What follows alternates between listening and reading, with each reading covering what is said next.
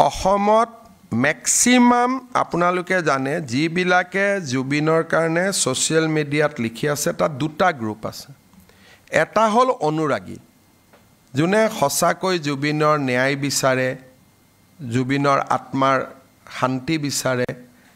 এটা হল অনুৰাগী আনটো গ্ৰুপ হৈছে যে এই সুযোগতে বিজেপি ঘৰুৱাব পাৰো নেকি এটা পাৰ্টি থিয় হৈছে এটি জুবিনৰ গান জীৱনত শুনাই নাই ম্যাক্সিমাম তেওঁলোকে বাংলাদেশৰ পৰা সিঙ্গাৰ আনে আৰু বাংলাদেশৰ সিঙ্গাৰে তাতে গান গায় এটা তেওঁলোকে আজি ৰাতিপুৱা মই এটা এজন আপোনালোকক মই দেখুৱালে ভাল পাব এগৰাকী এই ধৰণৰ মানুহে ৰাতিপুৱা এটা ফেসবুক দিছে যে এই সুযোগতে গৰিমা গাৰ্গক জালুকবাৰী সমষ্টিত ইলেকশন উঠাই দিব লাগে এওঁটো কেতিয়াও জুবিনৰ গান শুনা নাই কাৰণ ইছলাম ধৰ্মৰ নিয়মতে মৌলবীসকলে গান শুনিবই নোৱাৰে আপোনালোকে যদি তেওঁলোকে এন্টাৰটেইনমেন্টত যাব নোৱাৰে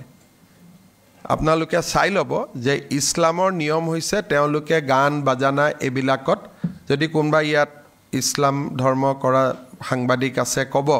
যে অন্তত মৌলবীসকলে এটো যাবই নোৱাৰে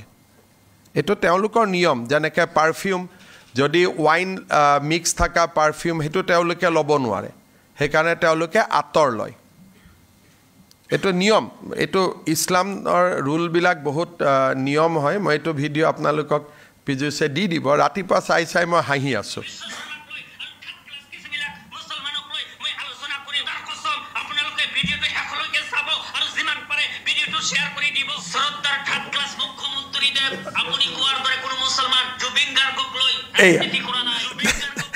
তেওঁক আপুনি এতিয়া তেওঁৰ এইটো শুনিব লাষ্টত গৈ তেওঁ কৈছে